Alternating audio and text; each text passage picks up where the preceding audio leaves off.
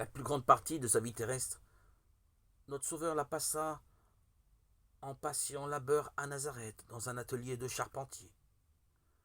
Tandis qu'il vivait avec des paysans et des artisans dont il ne recevait ni attention ni honneur, le prince de la vie était entouré d'anges.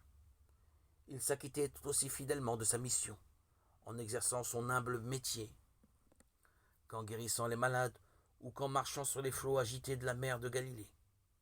De même, dans les devoirs les plus humbles et la condition la plus modeste, nous pouvons suivre Jésus et travailler avec lui. L'apôtre dit que chacun frère demeure devant Dieu dans l'état où il était lorsqu'il a été appelé. 1 Corinthiens 7, 24. Le négociant dirigera ses affaires de manière à glorifier son maître par sa fidélité.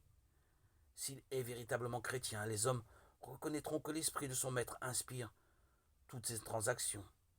L'artisan peut être un diligent et fidèle représentant de celui qui s'acquitta des devoirs les plus humbles dans les montagnes de la Galilée. Chacun de ceux qui se réclament du nom de Jésus-Christ devrait agir de telle sorte que le monde, en le voyant, puisse être amené à glorifier son Créateur et Rédempteur. Plusieurs s'excusent de ne pas faire valoir leurs dons au service du Christ, en alléguant que d'autres possèdent des avantages supérieurs et des dons plus brillants. L'opinion semble généralement prévaloir que seuls ceux qui possèdent des talents spéciaux doivent consacrer leurs facultés au service de Dieu.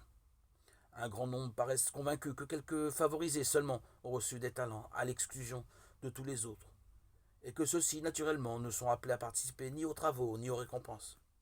Mais ce n'est pas là ce que nous apprend la parabole des talents. Quand le maître de la maison appela ses serviteurs, il assigna à chacun sa tâche. Avec un esprit aimant, nous pouvons vaquer aux devoirs les plus humbles, comme pour le Seigneur, Colossiens 3, 23. Si l'amour de Dieu est dans le cœur, il se manifestera dans la vie. Le doux parfum du Christ nous enveloppera. Notre influence produira des effets heureux sur notre entourage.